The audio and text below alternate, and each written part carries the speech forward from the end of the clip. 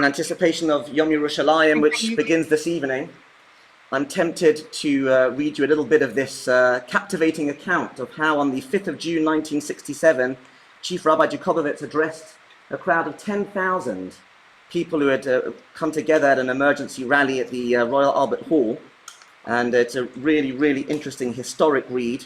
One little tiny part of it is that he said, during this time, I've asked all the synagogues to remain open the entire day, which apparently wasn't the way it was done back then, so that those who wish in a moment of anxiety or inspiration can go to the synagogue to commune with their Creator and seek the strength and comfort of which we stand in need in this awesome moment of test and trial. 2.5 million Jews cannot, by the ordinary laws of nature, win out against 50 million adversaries without the help of God.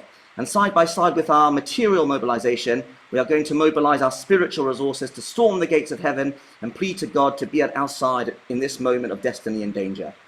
I'm not going to read any more of this. I'm going to turn to something else in a moment, but I encourage you to have a read yourself. These books, the special machzor for this occasion, are on the back bench over there, and the Chief Rabbi Jacobowitz's piece is on page 235. You can borrow it and take it home and share it with your family and friends and then bring it back later. What I'm going to do in the next moment or two is pick up on an amazing insight by Rabbi Sachs, from Rabbi Sachs, who says as follows: no people ever loved a city more. We saw Jerusalem destroyed twice, besieged 23 times, captured and recaptured 44 times.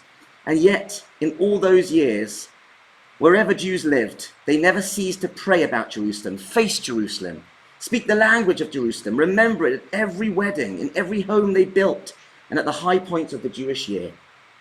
I ask myself, says Rabbi Sachs, how could Jews believe so much in a city they had been exiled from for so long? The answer, of course, is very powerful and is contained in 2 words in the story of Jacob.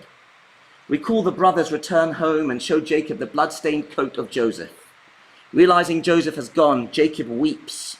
And when the brothers move to comfort him, we are told, V'yamein lehitmachen. Jacob refused to be consoled. Why? There are, after all, laws in Judaism about the limits of grief. There is no such thing as bereavement for which grief is endless. The answer is that Jacob had not yet given up hope that Joseph was still alive. To refuse to be comforted is to refuse to give up hope. That is what Jews did with Jerusalem. They remained the promise that Am Yisrael had made by the waters of Babylon. If I forget Jerusalem, may my right hand lose its cunning. We never forgot Jerusalem. We were never comforted. We never gave up hope that one day we would return, and because of that, Jews never felt separated from Jerusalem. And when it happened in 1967, my Jewish identity was transformed when the world heard, Har Habayit B'Yadenu, the Temple Mount is in our hands. Those 3 words changed a generation. There has never been a greater love, a love as strong as that between the Jews and Jerusalem. I think that's a vintage Sachs insight, and his words continue to ring true today.